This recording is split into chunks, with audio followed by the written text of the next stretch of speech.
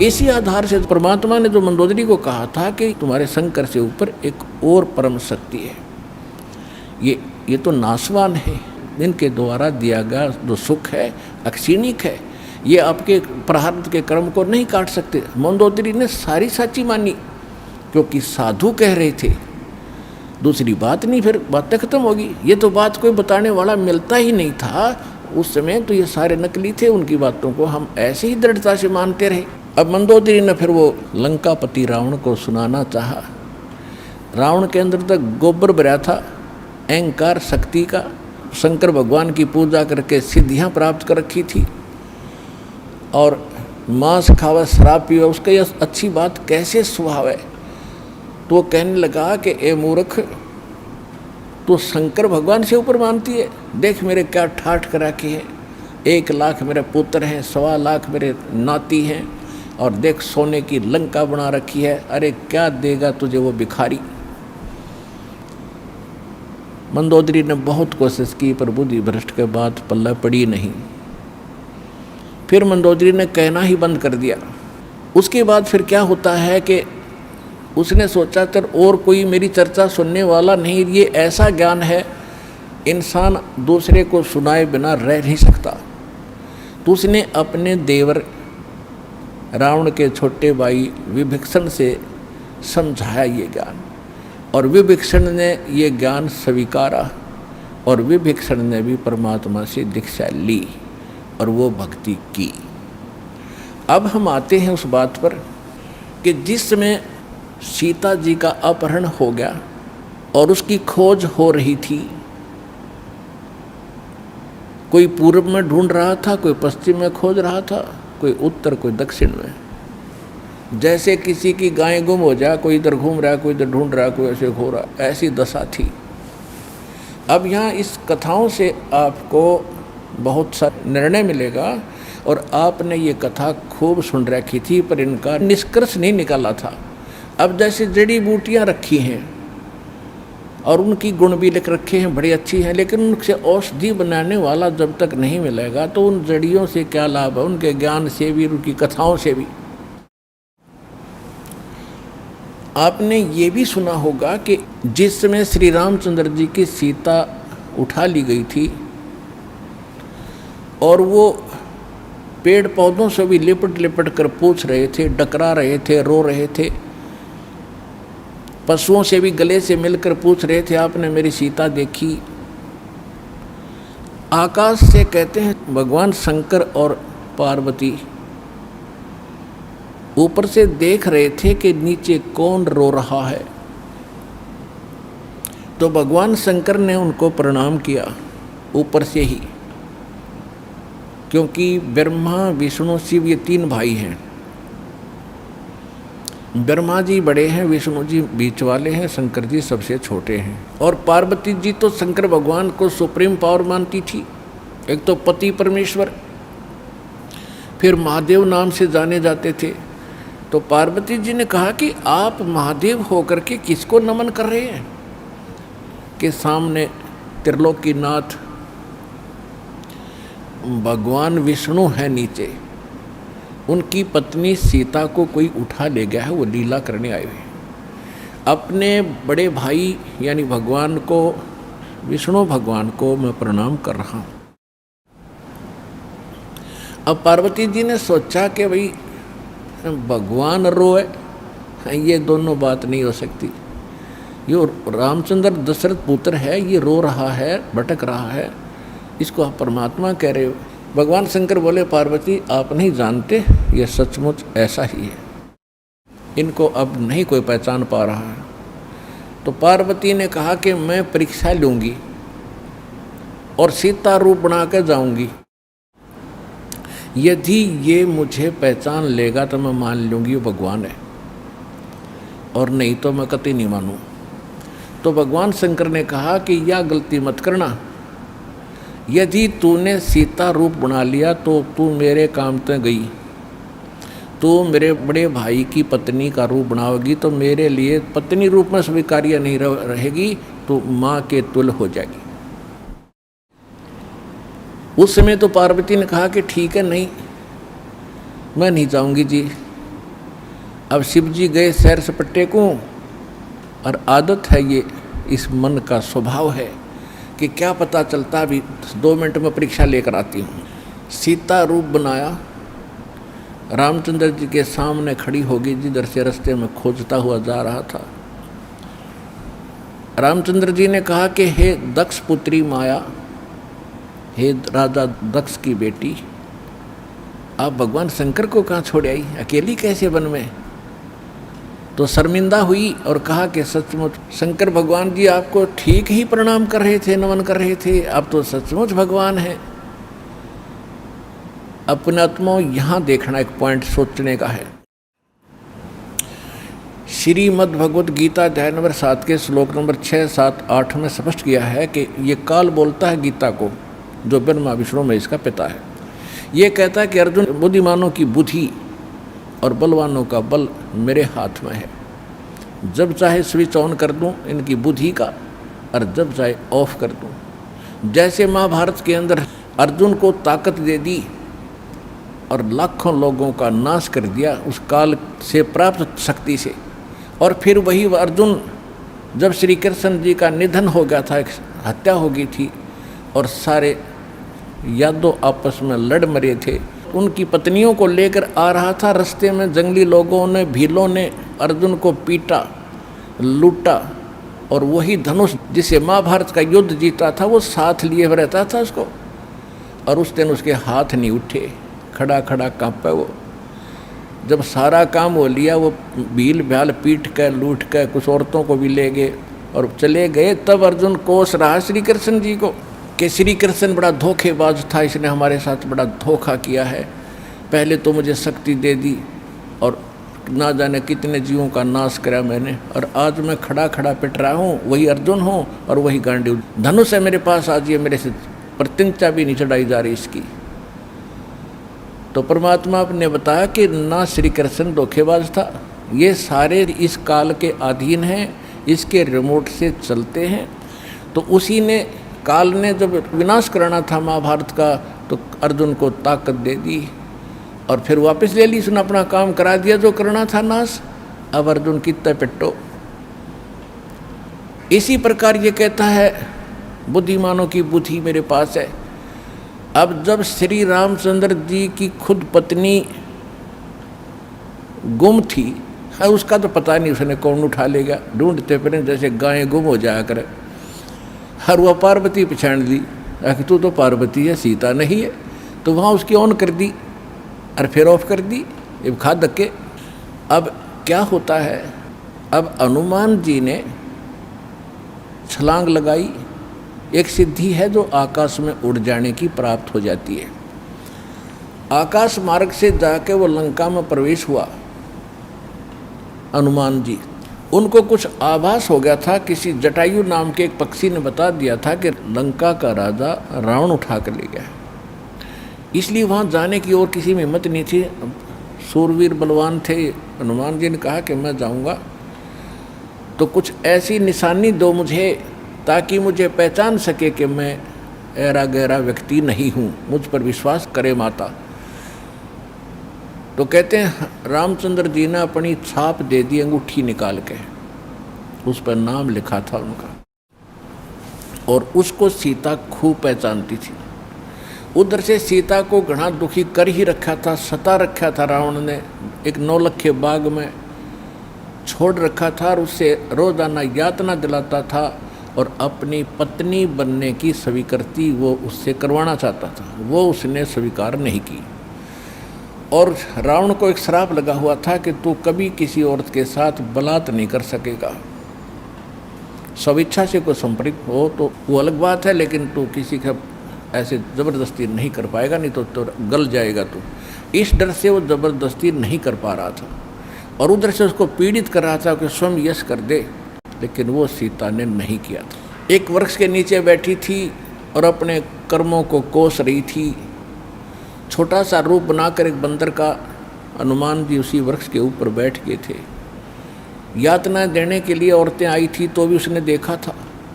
जब वो चली गई उसके बाद फिर हनुमान जी ने ऊपर से वह अंगूठी डाल दी। वो तो राजदूत बनकर गए थे, जब अंगूठी देखी सीता ने तो आपने कथाएं खूब सुन रखी हैं, ज़्यादा ना सुनाऊंगा। तो उसने सोचा कि ये बंदर अंगूठी उठा कर लाया तो मेरे पति की मृत्यु होगी। तो उसने पूछा, तो फिर वो नीचे आया, अपना थोड़ा ठीक सा रूप बना के खड़े हो गए और कहा, माता मैं ऐसे ऐसे रामचंद्र जी ने भेजा हूँ और ये कहानी है। अब कहने का भाव ये है कि वो जो कुछ भी उसने उद्मस्ता रहा हो तो आपने पता ही है, हनुमान जी ने नौलखा बाग भी उजाड़ दिया उसका और सारा कुछ कर दिया। क्योंकि आज कथा का विषय कुछ अन्य है, इसलिए यहाँ लंबा प्रकरण नहीं करूँगा। तो उसमें हनुमान जी ने कहा कि माता मुझे भूख लगी है।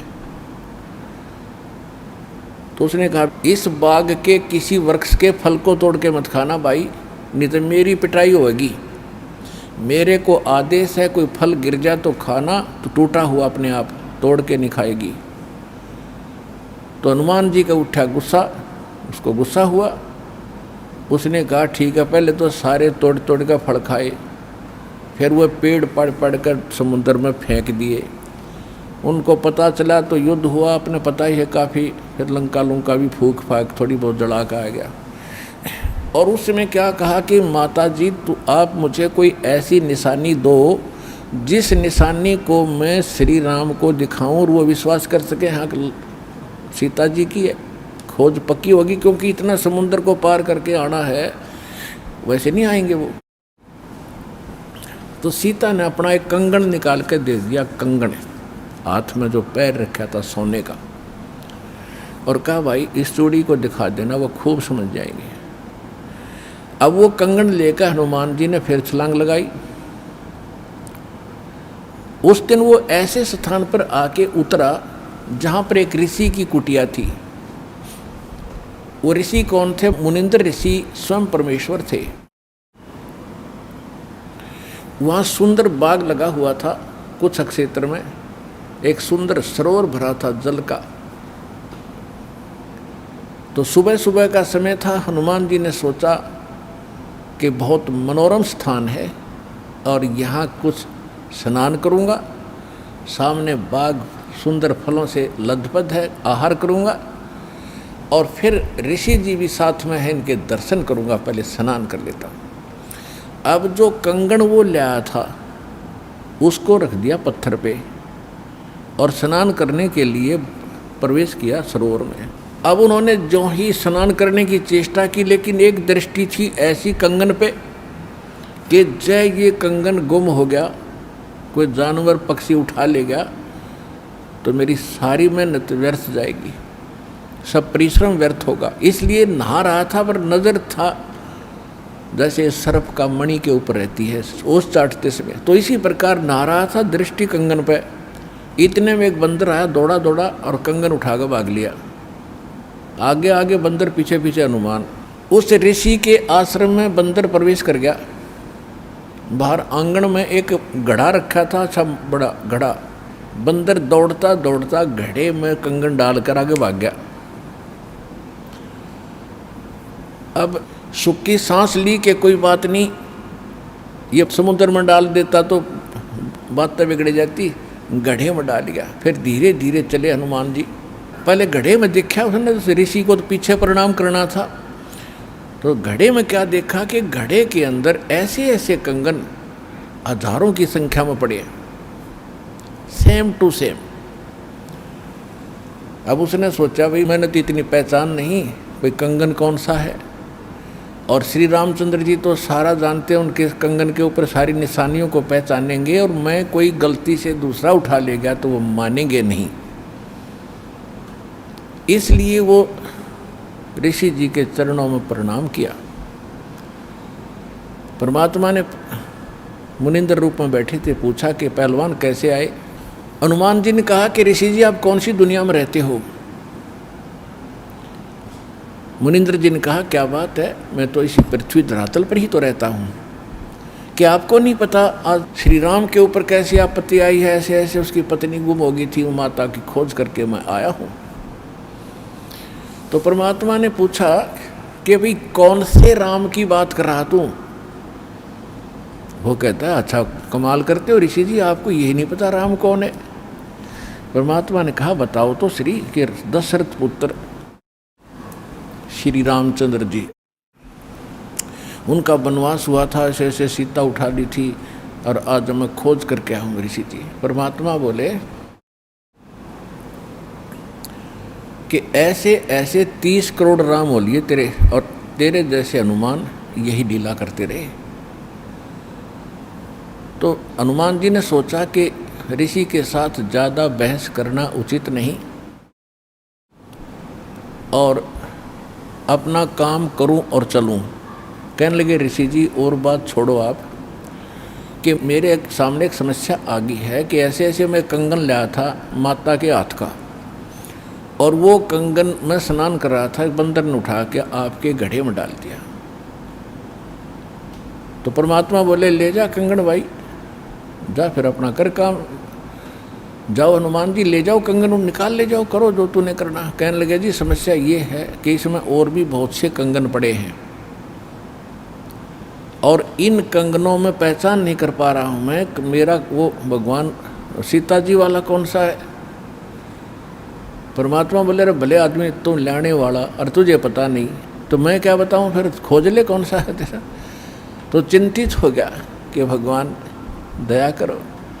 परमात्मा बोले कि जौन सा चाहे वो उठा ले जा और सेम टू सेम पाओगे, इसमें कोई दिक्कत नहीं। कैसे कैसे फिर ये कंगन आए कहाँ से आपके पास, कि अब सुन मैं कथा सुनाऊंगा तेरे को। जैसे ये रामचंद्र जो आत्मा है ये विष्णु जी की आत्मा है, ऐसे ऐसे न जाने कितनी बार धक्के खा लिए इसने, कितनी बार जन्म लिया, कितनी बार मर लिया। तो प्रत्येक त्रेता युग में ये ऐसा ही होता है। और मैं यहीं बैठा हूँ जब का, मेरी तो बहुत युगों की आयु है, मैं यहाँ बैठा हूँ। पहले इन बातों पर किसी को अविश्वास नहीं होता था। तो हनुमान जी से बताया कि तेरे जैसी आत्मा हनुमान ना जाने कितने बन करा लिए और कितने ये ऐसे कंगन ले लेकर आए हैं, इसी प्रकार वो बंदर उठा कर इसमें डालता रहा है। तो हनुमान जी ने पूछा कि हे ऋषिवर, मान लिया आपकी बात, जो कंगन लेकर हनुमान आता होगा तो वो कंगन तो लेकर भी जाता होगा, कहाँ लेकर जाता है, इस घड़े में मेरी आशीर्वाद से ऐसी पावर है कि डुप्लीकेट कॉपी तुरंत बना देता, एज इट इज 1 के 2 कर देता है। और नहीं विश्वास है तो ले ये कटोरा उठा के कोई दिया, ले इसमें डाल के देख ले। हनुमान जी ने कटोरी उठा कर उसमें डाली, तुरंत 2 होगी, 1 जैसी। अब वो दोनों को देख रहा कि सचमुच ठीक है। तब हनुमान जी को कुछ विश्वास हुआ कि संत नहीं, ये कोई और ही महापुरुष हैं, बड़े सिद्धि युक्त हैं और सारी कथा को सही जानने वाले हैं। लेकिन कहा महाराज मैं आपकी बात से सहमत हूँ, होगा कोई और भगवान, पर अब मुझे समय नहीं आपकी सारी बात सुनने का, क्योंकि मैं परमार्थ के काम में लगा हूँ। परमात्मा बोले भाई ठीक है, ले जाए, कोई कंगन निकाल ले जाए बेटा, सारे एक जैसे मिलेंगे। वो उठा कर ले गए कंगन को। लेकिन हनुमान जी को फिर भी विश्वास नहीं हो रहा था। जब श्री रामचंद्र जी को दिखा दिया और रामचंद्र जी ने ओके कर दिया, जब हनुमान जी को संतोष हुआ कि 3100 की 100 सच बात है, वो उधर से वो ऋषि की घटना भी नहीं भूल पा रहा था, उधर से फिर युद्ध भी शुरू होना था।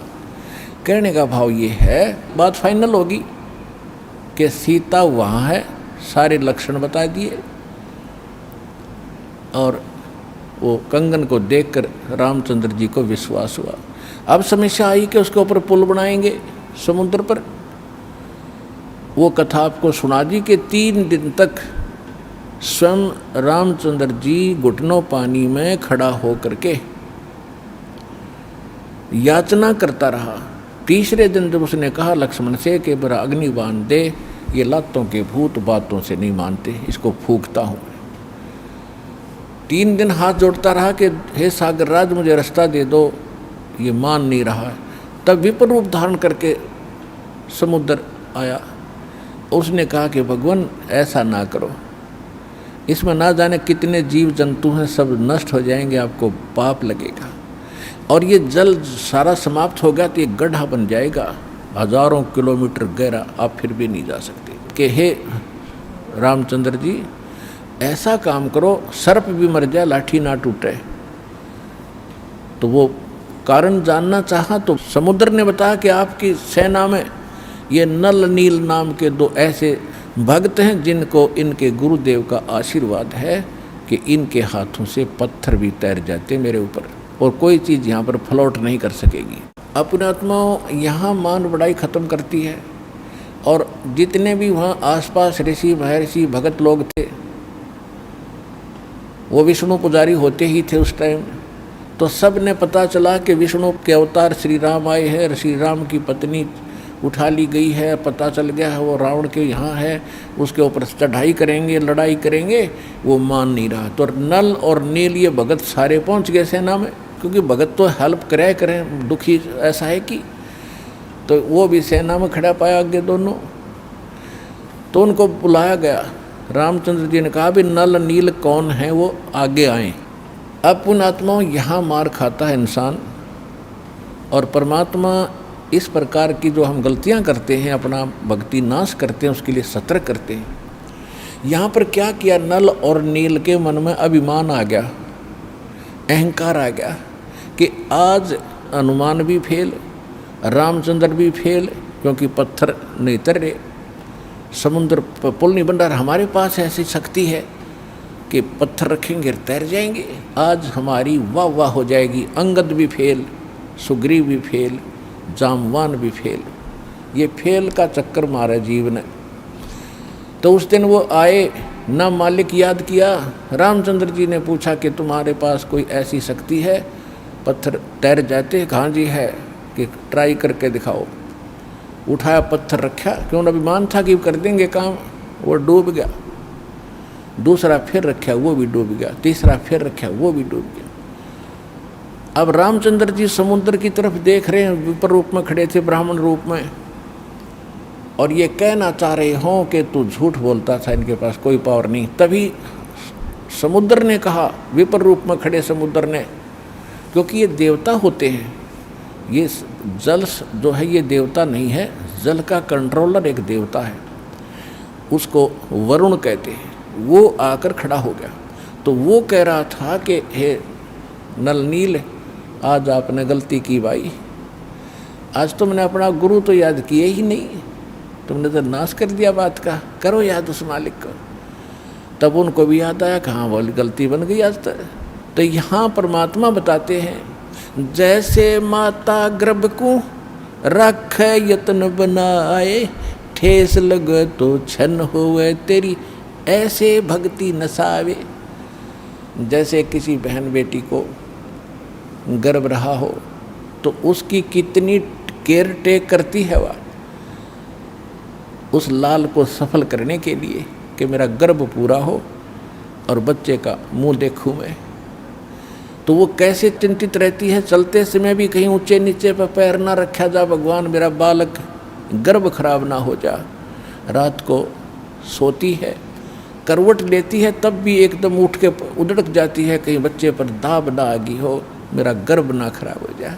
तो कहते हैं जैसे माता गर्भ को और रखे यतन बनाए और ठेस लगे तो छन हो जाता है, तेरी ऐसे भक्ति नसावे। तो इस भक्ति रूपी गर्भ जो आज आपकी आत्मा में परमात्मा के सच्चे शब्द से पल रहा है, इसको इतना संयम से, इतना देखभाल से, यानी सावधानी से इसको परिपक्व करना पड़ेगा। जैसे माता गर्भ को रख है यतन बना और ठेस लगे तो छन हो, तेरी ऐसे भक्ति नसावे। तो छोटी मोटी हम गलती कर देते हैं लापरवाही में, क्योंकि हमने इस लाल की कीमत का नहीं पता, जो आज हमारी आत्मा में सत भक्ति रूपी जो मालिक का मंत्र से गर्भ रह रहा है, यानी आत्मा प्रफुल्लित हो रही है। जो भक्ति रूपी जो लाल हमारे अंदर बन रहा है, इसको ऐसे संभाल के रखना है, ना अभिमान करना है, कोई मर्यादा भंग नहीं करनी है, नहीं तो फिर नुकसान हो जाएगा, आपकी भक्ति नष्ट हो जाएगी। अब उन्होंने परमात्मा को याद किया, रहे नल नील यतन कर हार, तब सतगुरु से करी पुकार। रहे नल नील यतन कर हार, तब सतगुरु से करी पुकार।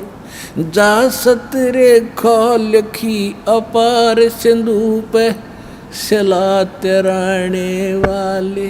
जा सतरे खोलखी अपार, सिंधु पे सिला तिराने वाले। धन धन सतगुरु सत कबीर, भगत की पीड़ मिटाने वाले। धन धन सतगुरु सत कबीर, भगत की वो पीड़ मिटाने वाले। नल नील ने जब याचना की हृदय से, हे भगवान गलती बन गई, आपके हाथ में इज्जत है हमारी, तो उसी समय परमात्मा वहाँ प्रकट हो गए। थोड़ी सी दूरी पर सब ने देखा कि वो कौन आ रहा सामने। नल नील ने भी देखा, ये तो मेरे गुरुजी आगे हमारी पुकार सुन ली इन्होंने। जब मुनिंदर जी निकट आए, सभी ने दंडवत प्रणाम किया। श्री राम ने, हनुमान ने, सब ने। हनुमान जी ने देख लिया, बाबा जी तो वही है भाई, ये तो बिल्कुल सही, ये तो शक्तिशाली ऋषि हैं। लेकिन उस समय और वार्ता करने का समय नहीं था। जो समस्या थी वह उनके सामने अड़ी हुई थी। तब श्री रामचंद्र जी ने मुनिंद्र ऋषि से अर्ज की थी, भगवान आज हमारे सामने ये समस्या आई है। अभिमानी रावण हमारी याचना नहीं मान रहा है। हमने उसे खूब दूत भेजकर, अंगद को, हनुमान जी को, सबको भेजकर उससे प्रार्थना कर ली है, इसको लौटा दे मेरी पत्नी को। वो माना नहीं। अब नहीं माना तो हमें युद्ध करना पड़ेगा और उसके लिए रास्ता चाहिए समुद्र पर। समुद्र रास्ता दे नहीं रहा। इसने विधि बताई कि आपके शिष्यों के पास यह शक्ति थी। मेरा दुर्भाग्य कि आज इनके हाथों में भी शक्ति नहीं रही। तो परमेश्वर ने कहा कि आज के बाद इनके हाथों में यह शक्ति रहेगी भी नहीं। इन्होंने बहुत बड़ी गलती की है, जो हम मैं रोज़ बताता हूँ कि अभिमान से भगवान कोसों दूर है। और इतने दिन के बाद इतना दुख था इनके ऊपर, इन्होंने फिर बकवास कर दी। अब इनके पास यह शक्ति नहीं रही। तो श्री रामचंद्र जी ने कहा कि हे ऋषिवर, मेरी समस्या का समाधान करो। जब आप अपने बच्चों को, अपने शिष्यों को आशीर्वाद दे सकते हो सिला तराने का, तो आप खुद भी कृपा बख्श सकते हो मेरे लिए लंका में जाने का रास्ता बना दो। तब परमेश्वर ने कहा ठीक है भाई, मेरा वचन है तेरे बाप तय। परमेश्वर ने कहा था कि तेरे बाप से मेरा वचन है कि तेरा पुल बनवाऊंगा। अब ये रामचंद्र जी का समझ में नहीं आई कि मेरे बाप से और क्या वचन है इनका, क्या वायदा है। परमात्मा ने अपनी प्यारी आत्मा धर्मदास जी को बताया था कि जब मैं प्रथम सतयुग में सतलोक से यहाँ आ रहा था तो बीच में इस काल की एक तपस्या है, वहाँ पर जीव दुखी किए जा रहे थे और मैं जोग जीत रूप में अपने पुत्र के रूप में वेशभूषा में था। तो इसने पहले मेरे साथ कुछ बकवास करी थी, ज्योत निरंजन ने इसकी पार नहीं बसाई थी, तो मेरे चरणों में गिर गया था। और इसने मेरे से वचनबद्ध करवा कर कुछ प्रार्थना की थी कि कुछ और सुविधा मुझे देना। उनमें से एक तो ये थी कि मेरा पुत्र विष्णु श्री राम रूप में जाएगा, और ऐसे उसके प्रारब्ध में लिखा है कि उसकी पत्नी को रावण उठाएगा, समुद्र पर पुल नहीं बनेगा, आपके बगैर वहाँ कोई कृपा नहीं कर सकेगा, उसकी हेल्प नहीं कर सकेगा। तो परमात्मा ने स्वीकार किया था कि मैं ये काम भी करूँगा। फिर दूसरा वर्ग क्या था कि वो फिर समुद्र के ऊपर उसने जो तीर त्यार दिखा के ज़बरदस्ती धमका के रास्ता लेना चाहा था, इसका प्रतिशोध समुद्र लेगा। वो क्या करेगा कि जब ये श्री कृष्ण रूप में जाएगा और फिर ये क्या करेगा, बाद में मृत्यु के उपरांत एक राजा को दर्शन दे करके जगन्नाथ का मंदिर बनवाना चाहेगा अपनी महिमा बनाए रखने के लिए। तो उस पुरी के स्थान पर जो जगन्नाथ मंदिर बनवाओगा उसको समुद्र इस प्रतिशोध में नहीं बनने देगा कि इसने मेरी बेइज्जती की थी तीर दिखा के राम रूप में, इसका प्रतिशोध लेगा और वो मंदिर न बनने नहीं देगा, बार बार तोड़ेगा। आप उसका मंदिर बनवाना। क्योंकि बच्चे हट कर लेते हैं तो वो मानते नहीं हैं, तो इसलिए वो कह रहा था जी आप दया करिए, वो मानेगा नहीं। तब परमेश्वर ने कहा था तथास्तु। और भी कई चीज़ें कही थी कि दूसरा ये मांगा था कि 3 युगों में जीव थोड़े पार करना। क्योंकि परमात्मा ने कहा था कि मैं कलयुग या तेरे नीचे के लोकों में जाऊंगा और तूने सबको मिसगाइड कर रखा है, सच्चा भगवान सच्चा ज्ञान छुपा रखा है, मैं सच्चाई बताऊंगा और सबको ज्ञान दूंगा, ऐसी भक्ति और नाम दूंगा, सभी तेरे लोक से पार होकर सतलोक जाएंगे।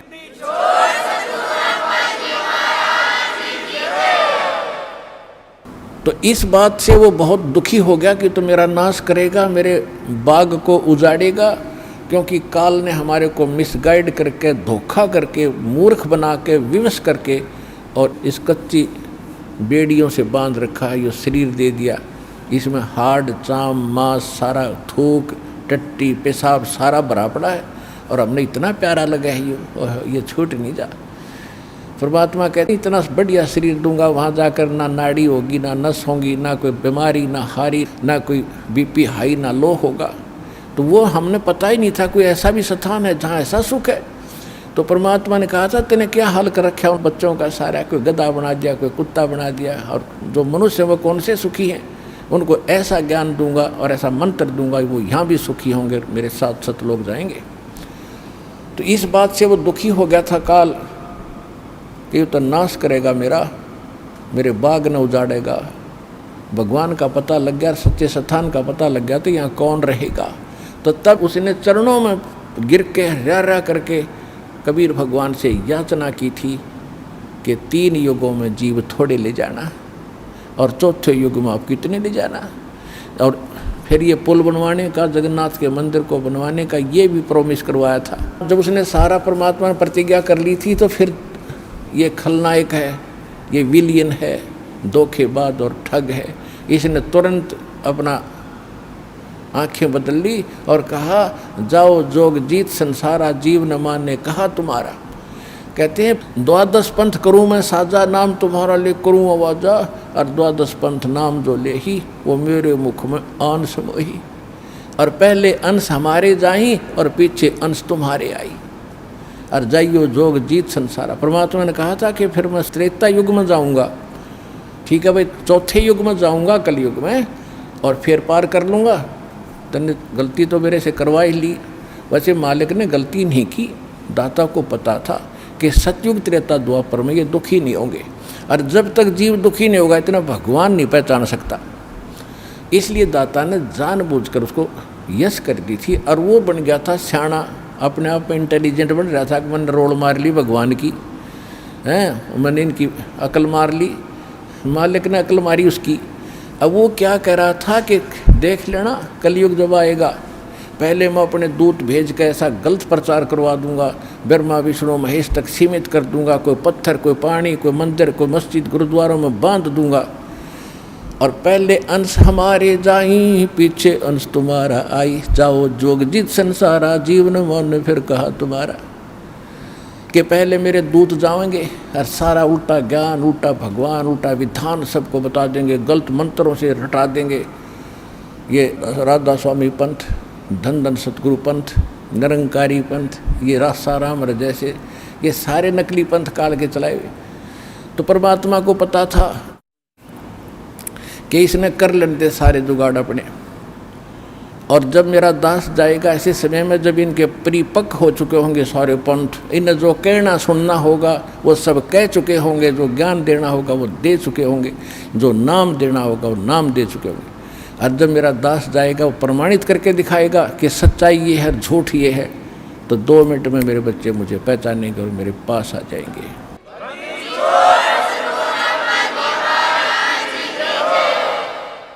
परमेश्वर ने कहा था कि चौथा युग जब कलयुग आई तब हम अपना अंश पठाई, और घर घर देखो बोध विचारा, और सत्य नाम सब ठोर उचारा। तो इस प्रकार परमात्मा ने जो बताया था कि चौथा युग जब आएगा और कलयुग बीतते 5500 पाचा, जब ये वचन मेरा होगा साचा।